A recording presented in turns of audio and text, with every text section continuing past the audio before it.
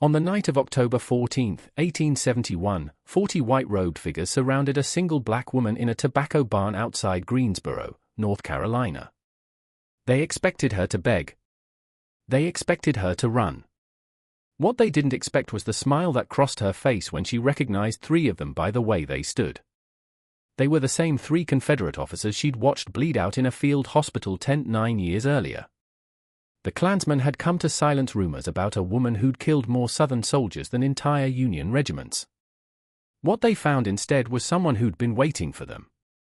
The local authorities buried the incident so deep that even today, official records from that night show nothing but a routine property inspection.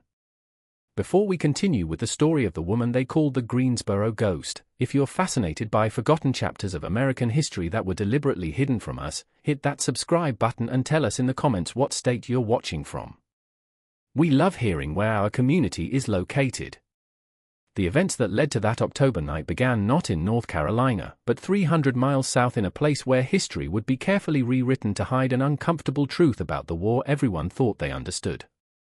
Charleston County, South Carolina, had a peculiar reputation, even among plantation societies.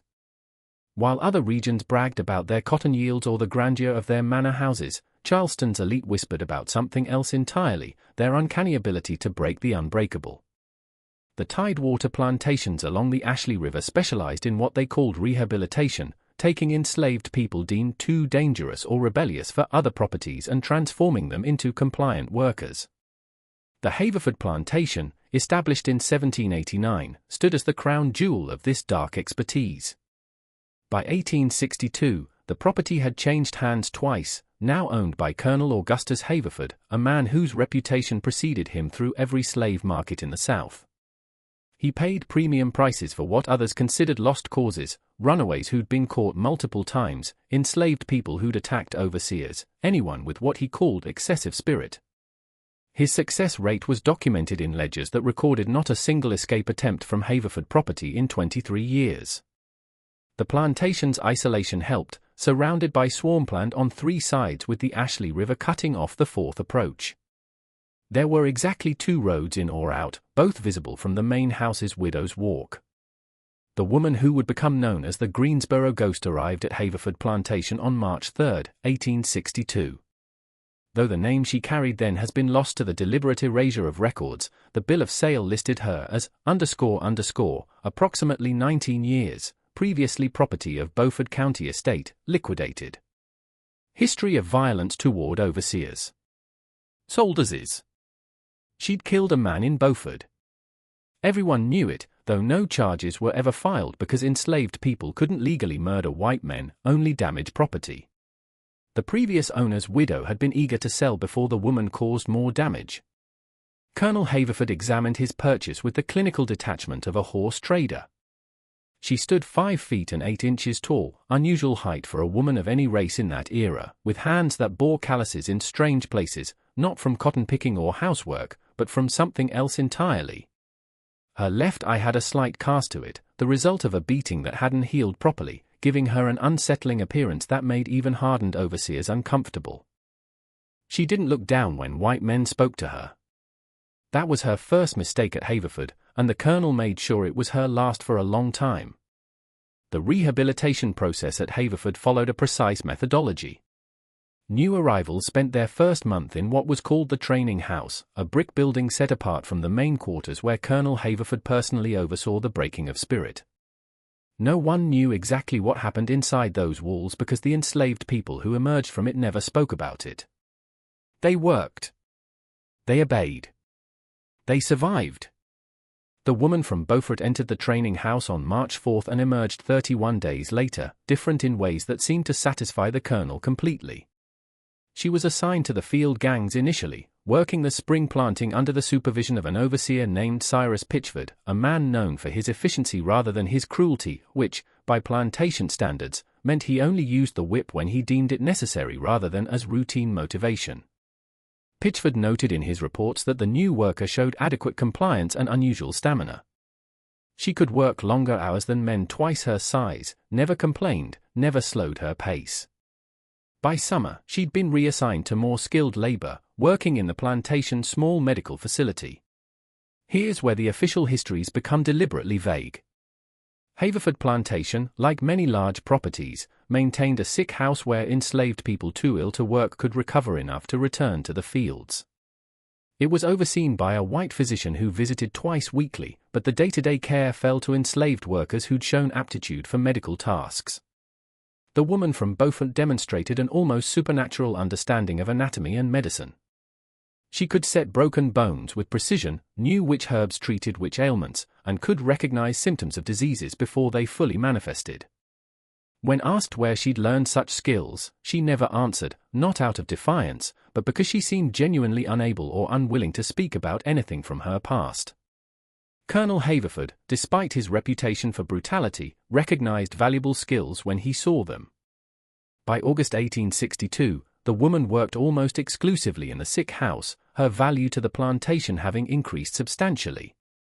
The colonel even provided her with medical texts, carefully selected ones that taught treatment methods without encouraging literacy beyond what was necessary to read simple Latin terms for body parts and diseases.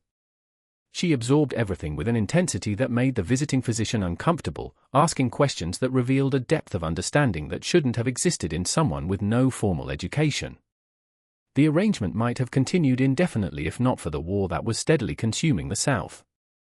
By the fall of 1862, the Confederacy's initial optimism had curdled into desperate determination. Casualties overwhelmed military hospitals, and plantation owners with medical facilities found themselves volunteered, sometimes voluntarily, sometimes not, to treat wounded soldiers.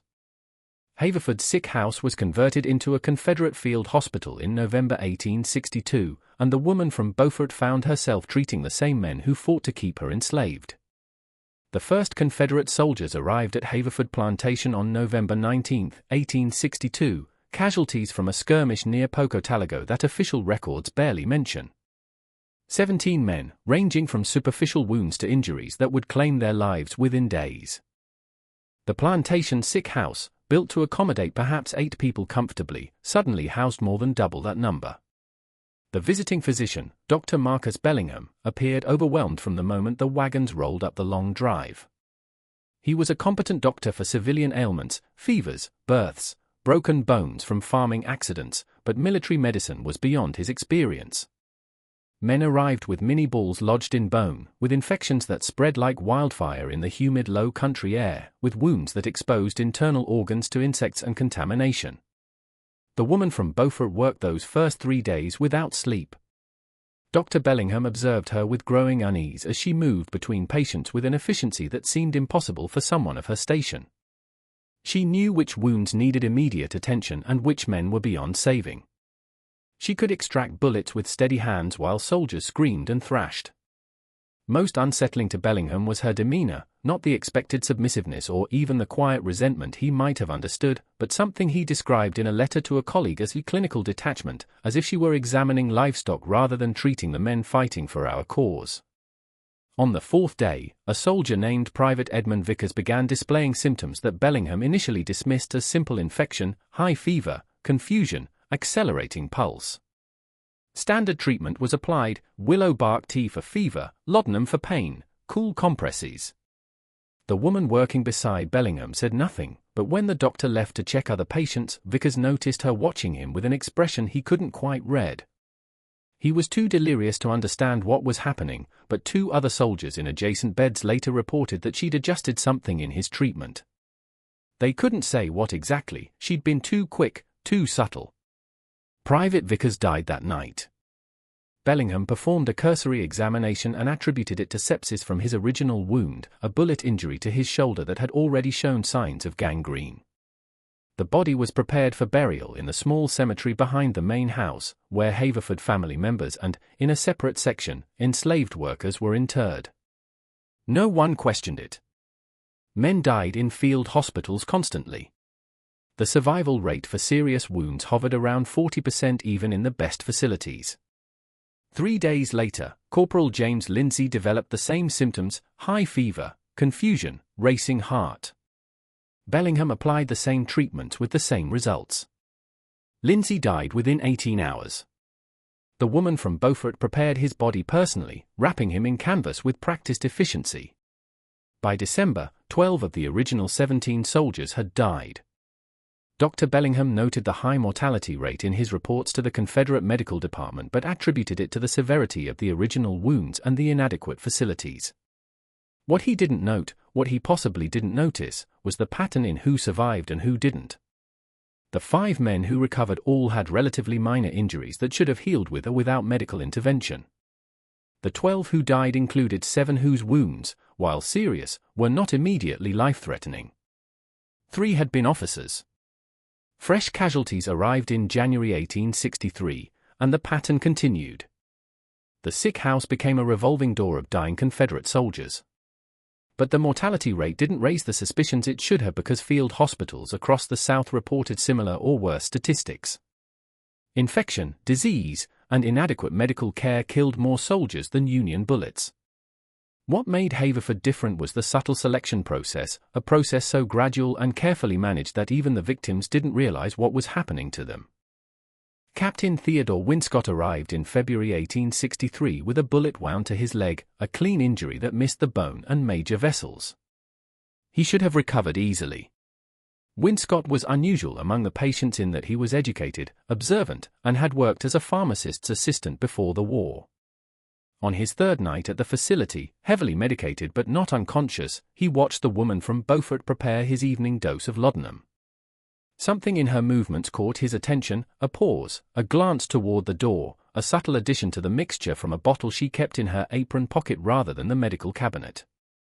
Winscott pretended to swallow the medication, then spat it into his bedding when she turned away.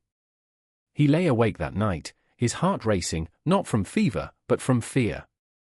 He'd seen something in her eyes when she handed him the cup, the same clinical assessment he'd seen in the eyes of the pharmacist he'd worked for when mixing arsenic for rat poison.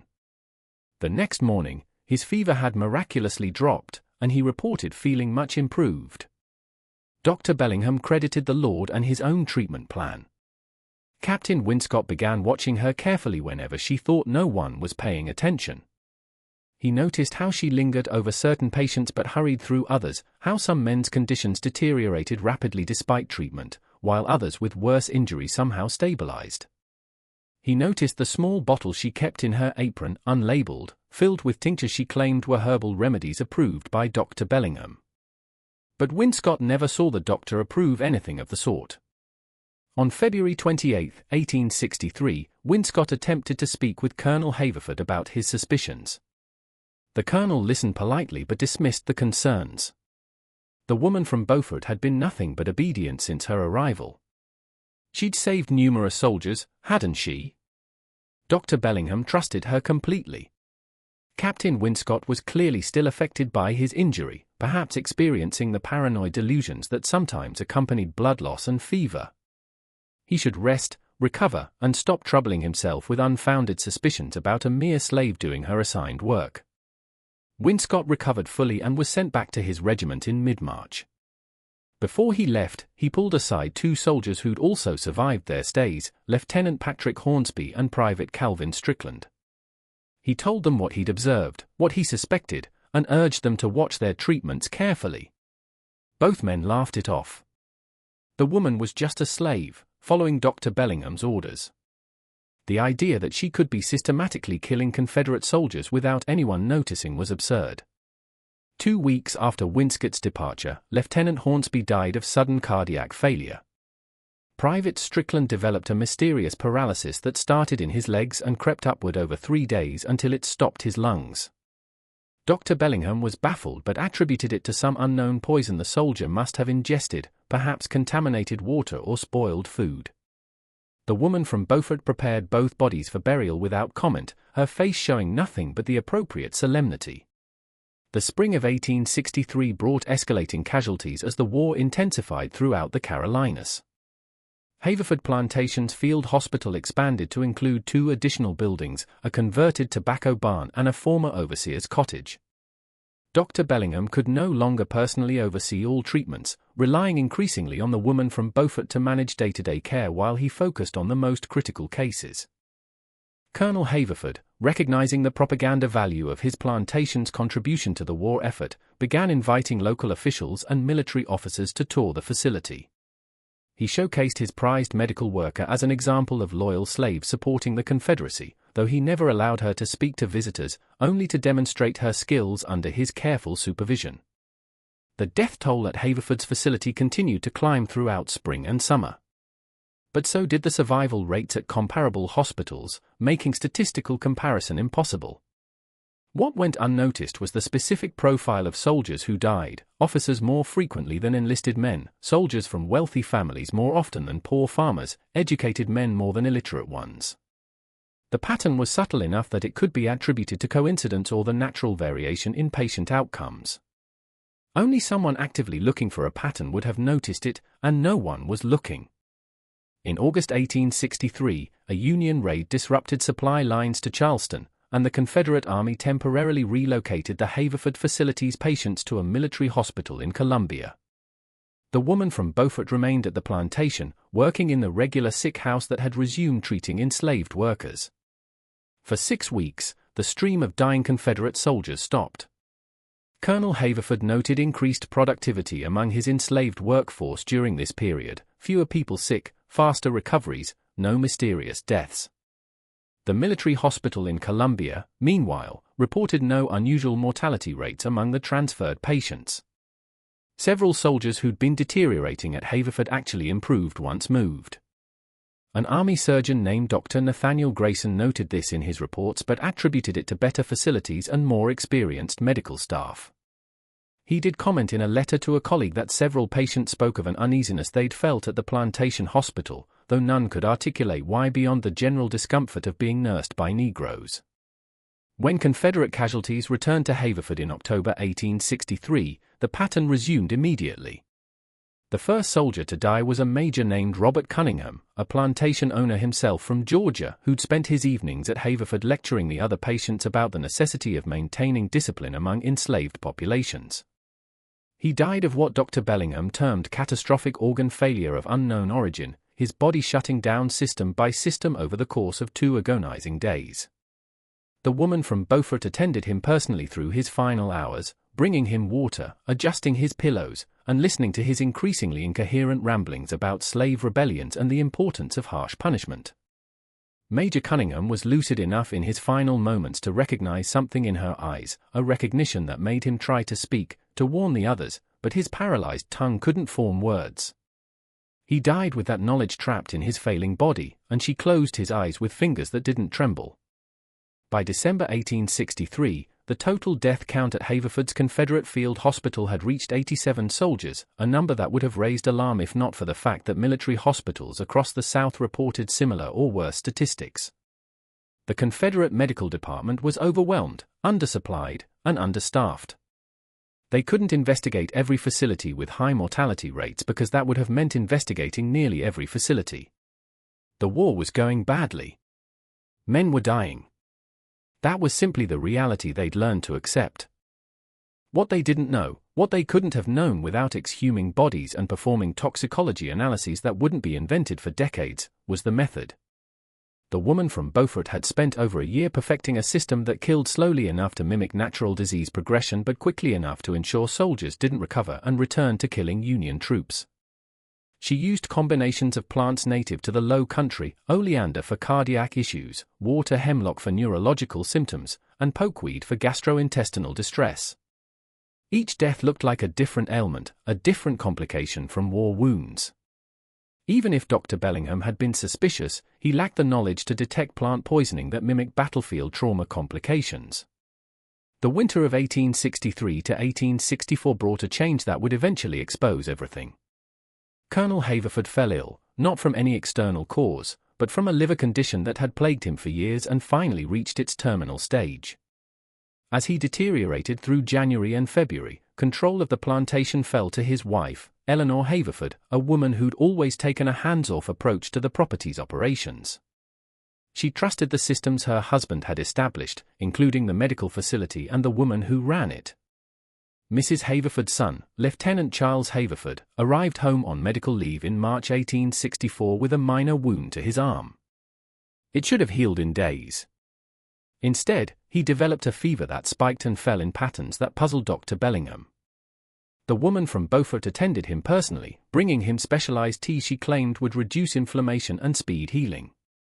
Mrs. Haverford watched her son deteriorate over the course of a week, his strong young body wasting away despite every treatment. On the 7th night, delirious with fever, Charles grabbed the woman's wrist as she brought him medicine and whispered, "You're killing me, aren't you? Like you killed the others." She didn't answer. She never answered. But something in her silence made Mrs. Haverford, sitting in the corner of the room, finally see what her husband had been too arrogant to notice: the pattern, the deaths, the subtle satisfaction that flickered across this woman's face when certain patients took their final breaths.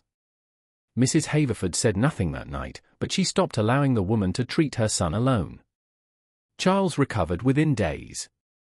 Eleanor Haverford spent the next 2 weeks secretly reviewing her late husband's medical facility records. Colonel Haverford had been meticulous in his documentation, maintaining detailed logs of every patient admitted, treated, and released or buried. The numbers were damning once someone actually looked at them with suspicion instead of acceptance. Between November 1862 and March 1864, 143 Confederate soldiers had been treated at Haverford Plantation. 94 had died. The mortality rate of 65.7% was high but not impossible for a field hospital.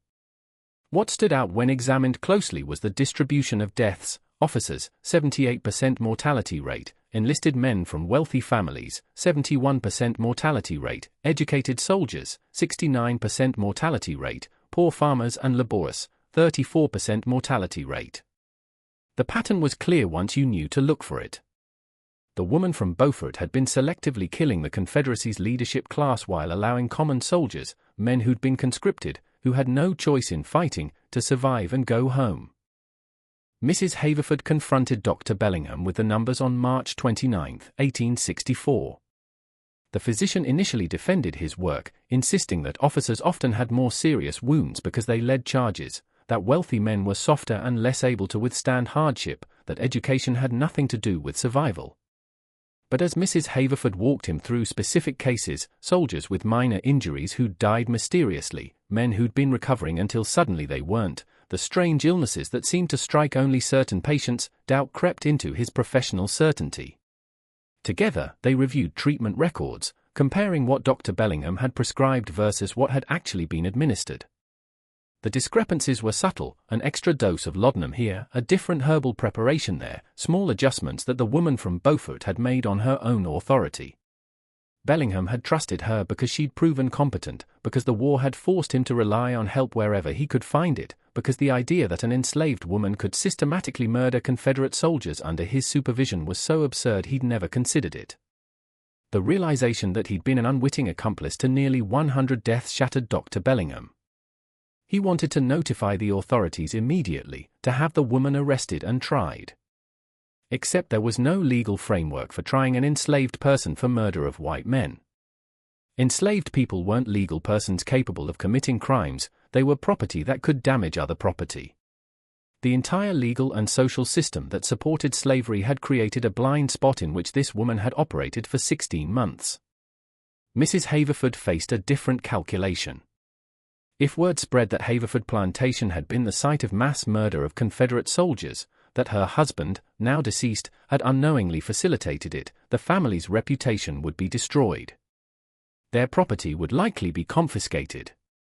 She and her surviving children would face social ostracism. The practical considerations warred with her fury and grief. Her son had nearly died. 94 soldiers had died. But exposing the truth would destroy everything the Haverford family had built over 3 generations. On April 2, 1864, Mrs. Haverford made her decision. The field hospital would close immediately, with remaining patients transferred to Columbia. Dr. Bellingham would resign, citing age and exhaustion. The woman from Beaufort would be sold immediately to a buyer as far from South Carolina as possible, with no mention of her medical skills or her history at Haverford. The records would be quietly altered, not destroyed, but modified to show lower mortality rates, to obscure the patterns within the Confederate bureaucracy, already overwhelmed and disorganized. No one would notice or care about discrepancies in one field hospital's documentation. Dr. Bellingham agreed, though the decision would haunt him for the rest of his life. The woman from Beaufort was informed she was being sold on April 5. She showed no reaction, packed the few possessions she'd been allowed, and waited for the trader who would take her away. Mrs. Haverford watched her through the window of the main house, trying to understand what kind of person could kill so methodically, so patiently over such a long period. The woman never looked toward the house, never acknowledged the dozens of graves behind it, never showed any emotion at all. The slave trader who arrived on April 8 was named Jasper Crenshaw, a man who specialized in difficult sales, enslaved people with problems that made them undesirable to most buyers. Mrs. Haverford told him only that the woman had become unsuitable for plantation work and needed to go somewhere she'd have no contact with white people beyond basic supervision. Crenshaw nodded, understanding immediately. Some enslaved people develop dangerous attitudes, and the safest solution was to move them far away where their history was unknown. He had a buyer in Tennessee looking for field workers. No questions asked, no history required. The sale was completed for $800, a fraction of what the woman would have brought if her medical skills had been advertised. But Mrs. Haverford wanted her gone more than she wanted fair value. The woman from Beaufort left Haverford Plantation on April 10, 1864, in chains in the back of Jasper Crenshaw's wagon. She'd been at the property for exactly 25 months and 13 days. During that time, she'd killed 94 Confederate soldiers, a fact that would remain hidden for 7 more years, and even then would be dismissed as impossible, as propaganda, as the fevered imagination of defeated Southerners looking for scapegoats. As the wagon rolled down the long drive away from the Ashley River plantation, she looked back once at the cemetery where her victims rested, and witnesses later swore they saw her smile. But the story didn't end there. It should have. Mrs. Haverford believed it had. Dr. Bellingham hoped it had. And Jasper Crenshaw didn't care one way or another as long as he got paid. What none of them knew was that the woman from Beaufort had spent 16 months not just killing Confederate soldiers, but studying them, learning their tactics, their weapons, their weaknesses, understanding how Confederate military medicine worked, how casualty reports were filed, how the bureaucracy of war could be exploited. She'd turned Haverford Plantation into her own personal academy of warfare, and her education was about to be put to use in ways that would make her time at the field hospital seem merciful by comparison. Jasper Crenshaw's wagon never reached Tennessee. The trader's body was found on April 18, 1864, in a ravine 30 miles west of Columbia, South Carolina. His throat had been cut with professional precision, not the wild slash of a desperate runaway, but the controlled stroke of someone who knew exactly how to sever the carotid artery for maximum blood loss and minimum struggle. The wagon and horses were gone, along with the woman he'd been transporting and 3 other enslaved people he'd purchased for resale. Confederate authorities briefly investigated but had larger concerns. Sherman's army was beginning its devastating march, and one dead slave trader didn't warrant significant resources. What happened next exists in fragments, reports that were filed and forgotten, witness statements that contradicted each other, and gaps in the historical record that suggest deliberate erasure. Between April 1864 and April 1865, Confederate military records from Georgia and the Carolinas contain references to unusual casualties that couldn't be attributed to Union action, soldiers found dead at their posts with no signs of battle, small patrols that vanished completely, officers who died in their sleep in supposedly secure camps. The numbers were never large enough to constitute a crisis: 2 men here, 5 men there, a dozen lost in what was assumed to be a Union raid that left no other evidence. Confederate intelligence officers noted the pattern but attributed it to deserters, bandits, or exceptionally skilled Union scouts. What they didn't consider was that someone trained in killing might have access to Confederate camps precisely because she didn't fit the profile of a threat. An escaped slave woman traveling alone would be stopped, questioned, returned to her owner, or killed. But a woman traveling with forged papers claiming to be a free black nurse offering medical services. Confederate commanders desperate for any medical assistance often looked the other way at irregularities in documentation, especially when the person offering help demonstrated genuine skill. Captain Theodore Winscott, the pharmacist's assistant who'd survived Haverford Plantation and tried to warn others, encountered her again in September 1864 near Atlanta. He'd risen to major by then, commanding a supply depot that supported Confederate forces retreating from Sherman's advance. A black woman arrived at the depot claiming to be a nurse displaced from a hospital in Monroe, carrying papers that identified her as a free woman named Sarah Bridgewell. The papers were convincing forgeries, good enough to pass casual inspection in the chaos of the Confederate retreat. Winscott recognized her immediately, the height, the slight cast to her left eye, the way she moved with economic precision. He approached her carefully, not accusing, just observing. She showed no sign of recognition, maintaining her role as the displaced nurse seeking to help wounded soldiers. But when Winscott mentioned Haverford Plantation, mentioned the pattern of deaths, mentioned Captain Hornsby and Private Strickland who died shortly after his warning, something flickered in her expression. Not fear, not guilt, something closer to acknowledgement. "You know what I am," she said quietly, the first word she'd spoken directly to him. Her accent was educated, refined, nothing like the careful silence she'd maintained at Haverford. "You know what I've done. The question is what you're going to do about it." Winscott faced an impossible choice. If he exposed her, she'd be executed, but not before revealing that she'd killed nearly 100 Confederate soldiers at Haverford, information that would devastate morale if it spread. The Confederacy was already losing. News that enslaved medical workers might be murdering patients would create paranoia that could collapse the already fragile military medical system. But if he let her go, she'd continue killing. How many more would die because he stayed silent? He arrested her. That was the official decision. He had her detained by military police and sent word to the provost marshal. But something went wrong with the detention. The holding facility was a converted warehouse with minimal security, and the guards were green recruits more concerned with watching for Sherman's approach than monitoring one unarmed woman. She was gone by morning, along with the sergeant who'd been assigned to guard her. The sergeant's body was found 2 days later in a burnt-out building, died in the fire, the report said, though there were marks on his neck that suggested strangulation before the flames. Major Winscott reported the escape but didn't mention Haverford, didn't mention the full scope of what he knew. He told himself it was to protect Confederate morale, but in his private journal, discovered after his death in 1889, he admitted the truth: he'd let her go. When he'd looked in her eyes at that supply depot, he'd seen something that terrified him more than Sherman's army: absolute, patient certainty that the Confederacy would fall and that she'd help speed its collapse one dead officer at a time. Turning her in wouldn't stop her, he realized, it would just make her more careful. Through fall and winter of 1864, the reports continued. A field hospital in Augusta lost 6 patients to mysterious organ failures. A Confederate camp near Wilmington reported contaminated water that killed 11 soldiers, but subsequent investigation found no contamination, just dead men with no clear cause of death. A military physician in Richmond wrote to the Surgeon General about a pattern he'd noticed: enslaved medical workers who appeared at hospitals, worked briefly with impressive skill, then disappeared before anyone could verify their documentation. He was told not to waste time on administrative concerns when soldiers needed treatment. The war ended in April 1865 with Lee's surrender at Appomattox. The Confederate military medical system collapsed entirely, its records scattered or destroyed.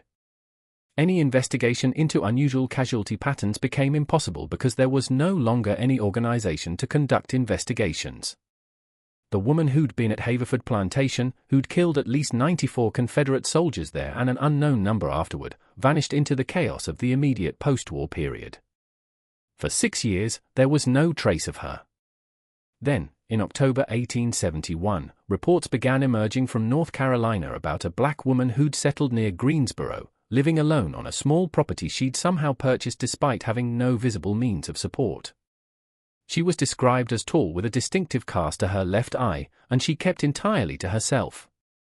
Local white residents found her presence unsettling but couldn't articulate exactly why. She hadn't done anything wrong, hadn't caused trouble, hadn't violated any of the increasingly restrictive laws being passed to control freed black people. She simply existed in a way that made people uncomfortable. Veterans returning to the area sometimes recognized her, or thought they did.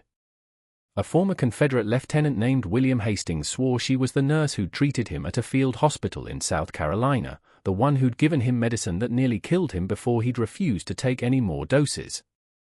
A former captain named David Merrick claimed she'd been at a military hospital in Georgia where half the patients had died of mysterious causes. But their stories were dismissed as the confused memories of men who'd been through hell, who were trying to make sense of the Confederacy's collapse by blaming scapegoats. The Ku Klux Klan, newly formed and growing rapidly across the South, took interest in the woman near Greensboro. Not because of any crimes they could prove, but because her independence itself was a threat.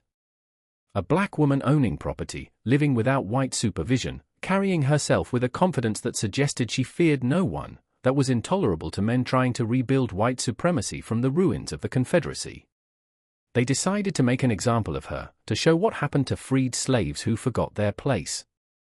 They had no idea who they were actually threatening. No idea that the woman they planned to terrorize had killed more Confederate soldiers than entire Union regiments. No idea that she'd spent the 6 years since the war's end not running or hiding, but waiting for the moment when the men who'd fought to keep her enslaved would come for her again, so she could finish what she'd started at Haverford Plantation. Just when we thought we'd seen it all, the horror in Greensboro intensifies. If this story is giving you chills, share this video with a friend who loves dark mysteries. Hit that like button to support our content. And don't forget to subscribe to never miss stories like this. Let's discover together what happens next. The Klan's plan was simple, refined through dozens of similar raids across the reconstructed South. 40 men, a force large enough to overwhelm any resistance but small enough to move quietly, would surround the property at night, burn the woman out of her house, and deliver whatever punishment seemed appropriate. Most raids ended with beatings, sometimes with lynching, occasionally with rape. The specifics didn't matter as much as the message: black independence would not be tolerated. October 14, 1871, was chosen for its symbolism, a Saturday night when many freed black people gathered for church services the next morning, making the raid's aftermath maximally visible as a warning. The 40 Klansmen assembled at a farm 3 miles from the woman's property at 10 o'clock in the evening. They wore their white robes and hoods, carried torches and rifles, and rode with the confidence of men who'd never faced real resistance in these operations. Former Confederate soldiers, mostly men who'd survived the war and returned home to find their world turned upside down, slaves freed, Union troops occupying southern cities, black men voting in elections. The raids gave them back a sense of power and purpose. They surrounded the woman's property at 11:30, positioning men at every possible exit. The house was a simple wooden structure, 1 story, 2 rooms visible from outside. A small barn stood behind it, not the tobacco barn that would later appear in newspaper accounts, but a shed barely large enough for a horse and cart. 1 lamp burned in the front window, suggesting the woman was still awake. The Klan leader, a former colonel named Benjamin Pritchard, gave the signal. Torches were lit. Men moved forward. The front door opened before they reached it. The woman stood silhouetted against the lamplight, wearing a simple dress, unarmed, alone. She didn't scream or run. She studied the approaching men with the same clinical assessment she'd used at Haverford Plantation, and several of them later admitted to feeling uncomfortable under that gaze, like livestock being evaluated at market. "Evening," she said, her voice carrying clearly across the yard. "I wondered when you'd come." Pritchard stepped forward, assuming command. "You're coming with us. Going to teach you what happens to uppity, who forget their place." "Am I?" She tilted her head slightly, and that's when 3 of the men in white robes recognized her. Captain Andrew Sewell had been treated at a Confederate hospital in Augusta where 6 patients had died mysteriously. Lieutenant Marcus Peyton had survived Haverford Plantation but remembered the nurse who'd made him increasingly uncomfortable during his stay. Former Major William Hastings had tried to tell people about her for 6 years, but no one would listen. All 3 men had the same realization simultaneously.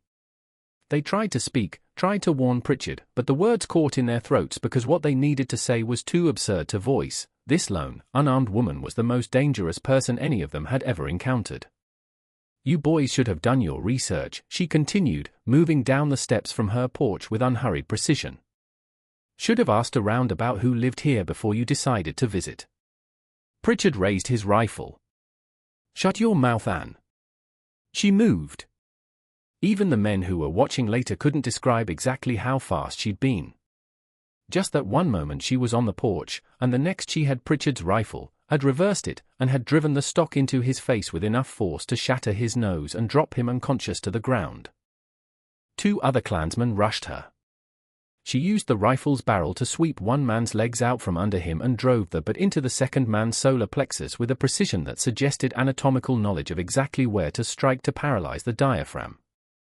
The remaining 37 Klansmen stood frozen for perhaps 3 seconds, long enough for her to retreat back into the house. They heard the door bar sliding into place, heard shutters being latched over windows. Someone finally thought to shoot, and bullets tore through the wooden walls, but by then she'd moved to a position they couldn't predict. Return fire came from a window on the north side of the house, and a Klansman named Robert Turnbull screamed as a bullet shattered his kneecap. "She's got a rifle," someone shouted, stating the obvious while men scattered for cover. But the return fire continued from different positions, east window, south window, back toward the north side. The Klansmen began to realize she had multiple rifles positioned throughout the house, preloaded, ready for exactly this scenario. This wasn't a terrified victim they'd cornered. This was someone who'd prepared for them. Former Major Hastings finally found his voice. "It's her, from Haverford. She killed almost 100 of our boys during the war." "She's one woman," someone shouted back. 37 now, she called from inside the house, her voice eerily calm. "Pritchard's down, unconscious. Turnbull's bleeding badly from that knee, he'll lose the leg if he doesn't get treatment soon. That leaves 37 of you against someone who's been killing Confederate soldiers for a decade. How many of you want to be next?" They should have rushed the house then, overwhelmed her through sheer numbers. But the way she'd moved, the precision of her violence, the complete absence of fear in her voice, it created a psychological barrier that turned 40 raiders into a confused mob. Some wanted to retreat, others wanted to burn the house, a few wanted to negotiate. The clan's strength had always come from terrorizing defenseless people, and this woman was definitively not defenseless. The standoff lasted for hours. During that time, the woman picked off 7 more Klansmen who exposed themselves trying to get better positions, not kill shots. She aimed for knees, shoulders, hands, injuries that would disable without immediately threatening life. It was a deliberate choice that the survivors later recognized as mercy of a sort, though it didn't feel merciful when bullets shattered bone with surgical precision. She could have killed them all, they realized. She was choosing not to. And somehow that was more terrifying than if she'd simply started executing them. Around 3 o'clock in the morning, someone set the barn on fire, thinking it would force her out or at least provide light to see by. The structure went up fast, dry wood, old hay, perfect kindling. The flames illuminated the yard, and the Klansmen finally got a clear count of their casualties, 11 men down with serious injuries, Pritchard still unconscious, Turnbull had bled out despite attempts to tourniquet his leg. This raid, meant to terrorize one woman, had become a military engagement they were losing badly. Former Lieutenant Peyton, who'd finally remembered why the woman had disturbed him so much at Haverford, made a decision. He stood up, raised his hands, and walked into the open. "We're leaving," he called toward the house. "We're taking our wounded and we're going. We won't come back." Silence from the house. "Then, how do I know you'll keep that promise?" "Because you could have killed us all by now and didn't," Peyton replied. "Because I know what you did during the war, and I know you were selective about it. Officers, wealthy men, the ones who owned slaves and profited from it. You let the common soldiers go home. We're going home now. All of us who are left." More silence. Then the front door opened, and she emerged holding a rifle but not aiming it. She looked at each man still standing, her gaze lingering on faces she recognized from field hospitals years earlier. "I counted," she said quietly. "Counted every Confederate soldier I killed. 187 at Haverford and after. Plus 23 tonight would be 210. But I don't need to hit 210. 187 is enough. Go home. Tell people what happened here. Tell them the Greensboro ghost is real. That she killed 200 Confederate soldiers and lived to tell about it. You only killed 187, someone objected. She smiled then, and it was the expression that made even the bravest men step back. I'm rounding up for psychological impact. The exact number doesn't matter as much as the message. There are consequences for what you did, and I was those consequences. Go home. They went. The Klansmen carried their wounded, loaded Pritchard's unconscious body and Turnbull's corpse onto horses, and retreated into the darkness. The woman watched them go, rifle ready, until the last hoofbits faded. Then she returned to her house and began the process of erasing evidence. By morning, the burned barn was the only sign anything had happened. The bodies from the war years were buried too deep and too scattered to ever be found. The Klansmen who'd survived would tell stories, but stories without proof were just stories. The official record of October 14, 1871, shows a routine property inspection in Greensboro, North Carolina. Nothing more. No Klan raid, no standoff, no casualties. Benjamin Pritchard claimed his injuries came from a horse-riding accident.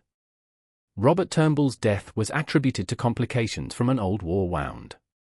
The 7 other men injured that night invented their own explanations, each different, each plausible enough that no one questioned them too closely.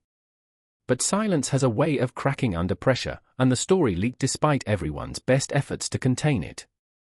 It started in whispers among Confederate veterans, passed in smoky back rooms where former soldiers gathered to relive their glory days. A man who'd been at the raid would have too much to drink and let slip a detail, the way she'd moved impossibly fast, or how she'd known exactly where to shoot to disable without killing.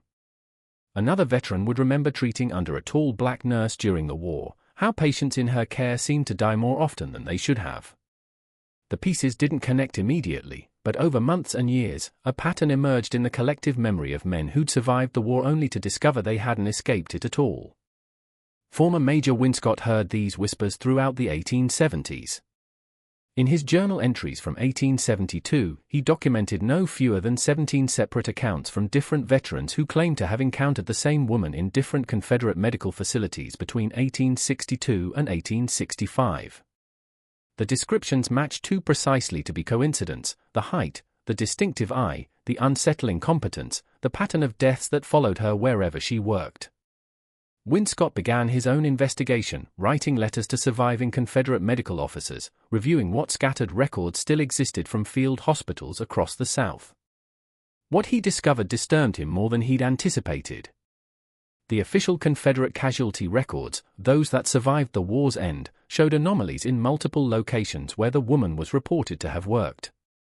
A field hospital in Augusta that normally maintained a 40% mortality rate suddenly spiked to 73% during a 3-week period in late 1864, then returned to normal after a black medical worker left abruptly. A facility in Wilmington lost 19 patients in 5 days to what was termed epidemic illness, but no other hospitals in the region reported similar outbreaks. Most tellingly, when Winscott cross-referenced the dates of reported sightings with Confederate officer casualties, he found a correlation that couldn't be explained by chance. Wherever she appeared, lieutenant-level and higher casualties increased by an average of 42%. Winscott never published his findings. The implications were too explosive for a South still reeling from defeat and desperately constructing narratives of noble lost cause mythology. To admit that a single enslaved woman had systematically murdered hundreds of Confederate soldiers, not in combat but through medical care they trusted, would shatter the romantic myths white Southerners were building about faithful slaves and honorable warfare. So Winscott kept his research private, adding to it obsessively until his death in 1889, when his family discovered dozens of notebooks filled with documentation, calculations, and tortured moral reasoning about his own complicity. The woman herself remained on her property near Greensboro for 3 years after the confrontation, but her presence there became increasingly untenable as the story spread. Not because anyone dared confront her directly, the Klan's failure had made that lesson clear, but because her very existence was a challenge to white supremacy that couldn't be tolerated indefinitely. Local officials began finding bureaucratic reasons to harass her, disputed property boundaries, questions about the legitimacy of her deed, suggestions that a woman living alone might be engaged in immoral conduct. None of these efforts escalated to direct action because everyone remembered what happened to the last group of white men who'd tried to intimidate her. In the spring of 1874, a delegation of 3 black community leaders visited her property. They were men who'd gained modest influence during Reconstruction, a minister, a teacher, and a shopkeeper who'd managed to purchase his own business. They came with a proposal: leave North Carolina while you still can, on your own terms. The political winds were shifting, they explained. Federal troops were withdrawing from the South. The protections of Reconstruction were eroding. White Southerners were regaining control through violence and intimidation, and her presence, her very survival, was becoming a rallying point for white resentment that endangered the entire black community. She listened without interruption as they made their case. When they finished, she asked a single question: how many of you were slaves? All 3 raised their hands. Then you understand why I did what I did. They nodded. But you also understand, the minister said carefully, that your war is over. Ours is just beginning, and it's a different kind of war. One that requires survival, not revenge. Your presence here makes survival harder for the rest of us. She sold her property 2 weeks later to a white farmer for less than market value, packed what few possessions she'd accumulated, and left North Carolina in May 1874. Multiple conflicting accounts trace her movements after that point. A woman matching her description appeared in Philadelphia's black community later that year, working as a midwife under the name Sarah Bridgewell, the same alias she'd used during the war. Another report placed someone similar in Chicago's growing South Side neighborhood, treating patients in an informal clinic that served freed slaves who couldn't afford white doctors. A third account, less reliable, claimed she'd gone to Liberia with a group of freed slaves seeking to return to Africa. What's certain is that she disappeared from documented history completely. Unlike other notable figures from the Civil War era whose later lives were tracked through census records, city directories, or death certificates, no definitive record exists of what happened to the woman from Haverford Plantation. This absence itself is telling. It suggests someone who'd become expert at erasing her trail, at existing in the gaps between official documentation. The institutional response to her story revealed how deeply it threatened established narratives. When Northern newspapers occasionally printed sensationalized versions of the account in the 1880s, usually framed as tall tales from defeated Southerners, Confederate veterans organizations issued formal denials. The United Confederate Veterans, founded in 1889, specifically addressed what they called the Greensboro ghost myth in their 1891 proceedings, dismissing it as Union propaganda designed to defame the Confederate medical service. Their denial was so vehement, so detailed in refuting specific claims, that it inadvertently confirmed much of what they were trying to suppress. Dr. Marcus Bellingham's widow discovered his private papers after his death in 1883 and faced a terrible choice. The documents detailed everything he'd realized too late about the deaths at Haverford Plantation, the patterns, the methods, his own blindness. Publishing them would clear his conscience posthumously but destroy his professional reputation and potentially implicate the Haverford family in war crimes. She chose to keep them private, storing them in a trunk that passed through 3 generations before being donated to a historical society in 1947. By then, the events described seemed so distant, so incredible that historians initially dismissed the papers as either fabrications or the confused ramblings of a man suffering from war-induced trauma. Eleanor Haverford took her secrets to the grave in 1879. But her son Charles lived until 1903 and left behind correspondence that provides glimpses of the truth. In an 1897 letter to a cousin, he wrote, "Mother protected the family name by concealing events that would have destroyed us if known. I nearly died by inches in our own home, saved only by her vigilance." The woman responsible walked free because prosecuting her would have required admitting what she'd done to hundreds of our soldiers. Sometimes I wonder if letting her live wasn't the crueler punishment, forcing her to carry that weight of death for decades. The Greensboro property changed hands 6 times between 1874 and 1900, with each new owner reporting an inexplicable unease about the place. Nothing overtly wrong, just a feeling that something significant had happened there, something that left an impression deeper than physical evidence. The small shed that burned in 1871 was never rebuilt. Neighbors claimed the ground where it stood wouldn't grow grass, though soil analysis would have shown nothing unusual, just the psychological weight of knowing violence had occurred there. Recent historical scholarship has begun piecing together the fragmented evidence with more serious attention. A 2003 dissertation examined Confederate medical records and identified statistical anomalies consistent with systematic poisoning at multiple facilities between 1862 and 1865. A 2015 book on black resistance during the Civil War devoted a chapter to examining the Greensboro ghost story, concluding that while exact numbers couldn't be verified, substantial evidence suggested a black medical worker did kill Confederate soldiers deliberately over an extended period. The author noted that whether she killed 50 soldiers or 200, the act itself represented a form of resistance that white historians had systematically dismissed as impossible because acknowledging it required confronting uncomfortable truths about slavery, agency, and revenge. What remains indisputable is this: someone existed who terrified Confederate veterans enough that they spent decades trying to suppress her story. Someone skilled enough in medicine and murder to kill systematically without detection. Someone patient enough to maintain a dangerous charade for years. Someone who survived not just the war, but also the violent restoration of white supremacy that followed it. Whether history remembers her as the Greensboro Ghost, the Haverford Angel, or simply as one unnamed woman among millions of enslaved people whose full stories were never recorded, she proved that even the most oppressive systems contain vulnerabilities that determined individuals can exploit. The last documented reference to her appears in a 1901 letter from a Philadelphia physician to a colleague, describing an elderly black woman he'd consulted on a difficult case. "She possessed medical knowledge that exceeded my own," he wrote. "And when I asked where she'd trained, she smiled in a way that made me profoundly uncomfortable and said simply, 'The war taught me everything I needed to know.' I didn't press further."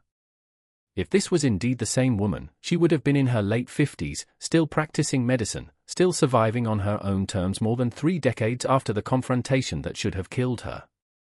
This mystery shows us how easily history can be erased when it challenges comfortable narratives, and how acts of resistance can be systematically dismissed as impossible even when multiple sources confirm them. What do you think of this story? Do you believe everything was revealed, or are there deeper truths still hidden in the gaps of the official record? Leave your comment below. If you enjoyed this tale and want more horror stories like this, subscribe, hit the notification bell, and share with someone who loves mysteries. The past isn't always what we've been told it was, and sometimes the most terrifying stories are the ones that actually happened.